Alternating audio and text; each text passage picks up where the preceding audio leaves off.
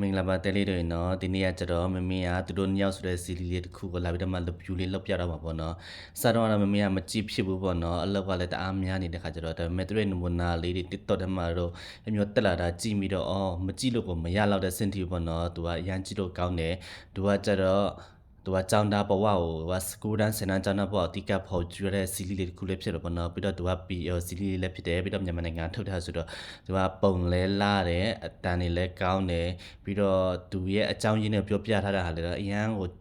ဟာဖြစ်တယ်ပေါ့နော်လိုမတိဆန်ဆန်လေးနဲ့ပေါ့နော်ကိုကငယ်ဘဝလေးကိုပြန်ကိုတတိယစီတယ်ပေါ့နော်ကိုကငယ်တုန်းကအကြောင်းသားဘဝအရန်တတိယစီတယ်ဒီစီလေးကိုကြည့်ပြီးတော့မှာပေါ့နော်သူကတရုတ်ဆောင်ထားတဲ့မင်းသားနှစ်ယောက်လည်းတအားချောပါတယ်ချစ်စရာလည်းကောင်းတယ်ပေါ့နော်တရုတ်ဆောင်လည်းကောင်းတယ်အကုန်လုံးပဲတရုတ်ဆောင်ကောင်းတယ်ကျန်တဲ့တငယ်ချင်းတွေနေရာမှာတရုတ်ဆောင်ထားတဲ့လူတွေလည်းအကုန်လုံးကောင်းတယ်ပေါ့နော်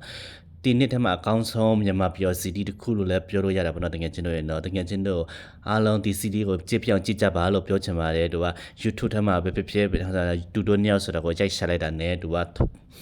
အပိုင်းပိုင်းနဲ့တက်လောက်မှာသူကဘာ1ဘာ2ရှိတယ်ပေါ့နော်သူက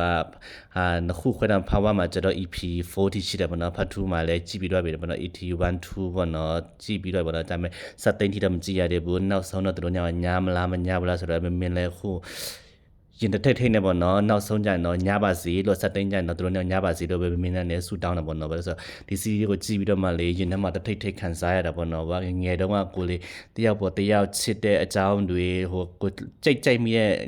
အကြောင်းလေးတွေပေါ့နော်ဖွင့်မပြောရတဲ့အရွယ်လေးတွေဆိုတော့လေသူကစီရီတွေကကောင်းကောင်းလေးရိုက်ကူးထားတာတွေ့ရတာပေါ့နော်တကယ်ချင်းတို့ရဲ့နော်ဒီစီရီတွေက2025မှာအကောင်းဆုံးစီရီတစ်ခုလို့လည်းပြောလို့ရပါတယ်လက်မတွတ်တန်းကြည့်စေချင်တာပေါ့နော်